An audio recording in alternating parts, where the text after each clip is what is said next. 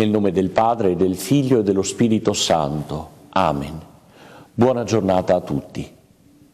Purtroppo le notizie che continuano a giungerci dalla zona dell'Ucraina mettono davvero in subbuglio il nostro cuore, la nostra mente, perché ancora una volta la pace mondiale sembra essere messa a repentaglio da logiche di spartizione, logiche di potere. Pensavamo che le problematiche che avevano portato agli scontri nel secolo scorso, con la catastrofe della Prima e della Seconda Guerra Mondiale, fossero finalmente debellati.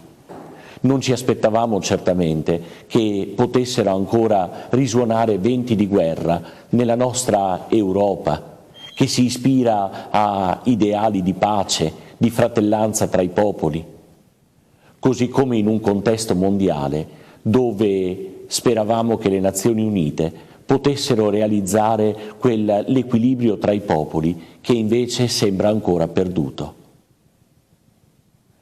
Ieri Gesù nel Vangelo ci ha rivolto una parola che potrebbe diventare la soluzione a qualsiasi controversia e a qualsiasi situazione di guerra. Ascoltiamola. Ma a voi che ascoltate io dico: amate i vostri nemici, fate del bene a quelli che vi odiano, benedite coloro che vi maledicono, pregate per coloro che vi trattano male. A chi ti percuote sulla guancia offri anche l'altra, a chi ti strappa il mantello non rifiutare neanche la tunica. Dà a chiunque ti chiede e a chi prende le cose tue non chiederle indietro. Questa pagina così sconvolgente e rivoluzionaria forse non è mai stata presa nemmeno da noi che ci diciamo cristiani davvero sul serio.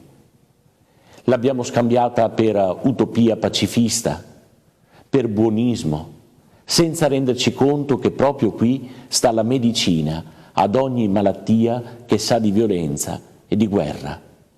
È la logica del perdono, la logica della misericordia, della riconciliazione. Il punto di partenza sta nel non puntare il dito nei confronti del fratello, nell'imparare a parlare bene del fratello, a benedirlo, appunto. Ecco, noi non possiamo certamente fare tantissimo per la pace mondiale, ma possiamo impegnarci per realizzare un oggi di pace intorno a noi, nella nostra classe, nella nostra vita. Allora vorrei chiedere a voi ragazzi di pensare ad un modo per essere testimoni di vera pace.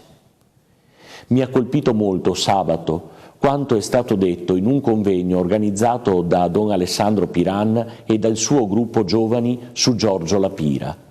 Un personaggio straordinario che è stato per più volte sindaco di Firenze, padre costituente, parlamentare.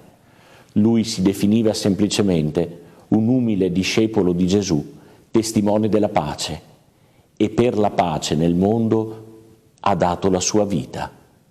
Guardiamo anche a questi esempi che ci edificano e ci aiutano a comprendere che la parola di Gesù non è utopia, ma è l'unica verità possibile tra di noi nel mondo. Buona giornata e buona settimana. Nel nome del Padre e del Figlio e dello Spirito Santo. Amen.